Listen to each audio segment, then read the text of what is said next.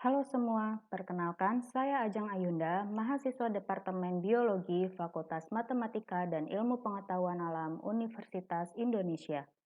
Pada video kali ini, saya akan menjelaskan tentang simbiosis antara Tridacna dengan alga untuk memenuhi tugas mata kuliah Fisiologi Biota Laut.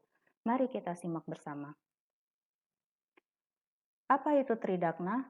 Tridacna merupakan moluska bivalvia terbesar di dunia yang termasuk ke dalam daftar merah IUCN saat ini. Struktur tubuh yang paling khas adalah mantel yang membesar, mengarah ke atas, biasanya berwarna cerah yang ditutupi oleh zooxantel. Tridacna biasanya ditemukan di habitat yang dangkal karena memiliki sifat fototrofik. Di perairan Indonesia terdapat 5 spesies Tridacna, yaitu Tridacna squamosa, Tridacna gigas, Tridacna deresa, Tridacna cocrea, dan Tridacna maxima. Tridacna juga dikenal sebagai inang asosiasi simbiosis dengan zooxantel tertentu.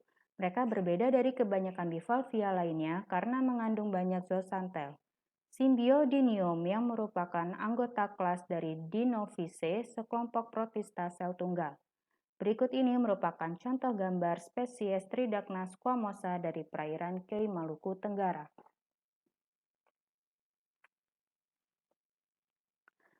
Bagaimana cara Tridacna dapat bersimbiosis dengan alga? Zooxantel merupakan alga yang bersel tunggal dan bersimbiosis dengan organisme lain. Alga simbiosis zooxantel hidup dalam struktur sistem tubular yang muncul dari perut kerang, meluas ke mantel dan mengandung zooxantel dalam jumlah besar. Hubungan simbiosis berlangsung dalam sistem tubular yang ditunjukkan pada gambar 2, yang merupakan sistem tubulus zooxantelal. Salah satu saluran di vertikular pencernaan lambung berkembang menjadi tabung primer tunggal yang dikenal sebagai primary zooxantelal tube dan melewati posterior ke sisi punggung organ pencernaan. Di atas organ, tabung ini terbagi menjadi 2 tabung, yaitu tabung kiri dan kanan. Setiap tabung berjalan melalui ginjal untuk memasuki akar ligamentum supensori tendinial tengah dan mengelilingi dinding otot aduktor ke arah posterior. Di sisi posterior otot aduktor, tabung berjalan secara dorsal ke akar mantel sifonal. Sebelum bercabang di anterior dan posterior, setiap cabang berjalan di dalam akar mantel sifonal dan mengeluarkan cabang, yaitu secondary zooxantelal tube.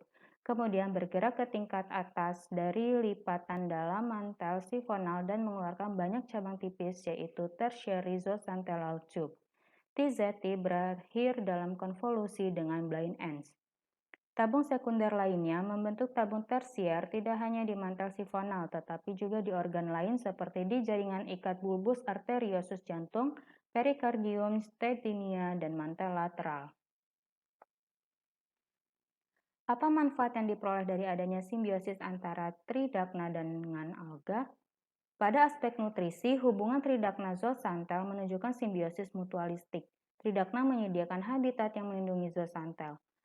Alga simbiosis ini hidup pada jaringan mantel, terutama pada sistem tubular zooxantelal. Secara sederhana, Tridacna memiliki keunggulan dalam aspek nutrisi karena zooxantel menyuplai energi ke inangnya, terutama dalam bentuk gula kompleks.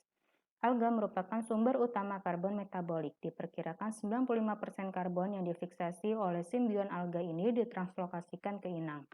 Zooxantel juga mengasimilasi nitrogen yang dikeluarkan oleh jaringan inang. Hampir 100% produk nitrogen yang selanjutnya dilepaskan dari zooxantel dimasukkan ke dalam jaringan inang. Zooxantel juga dapat menghasilkan asam amino dan asam lemak yang sebagian ditranslokasikan melalui dinding sel alga langsung ke sirkulasi darah inang. Faktor apa yang menentukan terjadinya simbiosis? Terdapat 3 faktor yang membatasi hubungan mutualistik antara Tridacna dan alga, yaitu peningkatan suhu, intensitas cahaya, peningkatan nitrogen, dan fosfat. Faktor pertama adalah suhu. Suhu air laut meningkat secara global diyakini menyebabkan kerusakan pada peralatan fotosintetis zooxantel yang menyebabkan bleaching. Faktor yang kedua yaitu peningkatan intensitas cahaya yang dapat meningkatkan bleaching. Selanjutnya, faktor yang ketiga yaitu peningkatan nitrogen dan fosfat. Penambahan nitrogen secara signifikan mengubah ultrastruktur zooxantel penghuni Tridacna. Berikut daftar acuan yang saya gunakan. Terima kasih, semoga bermanfaat dan sampai jumpa.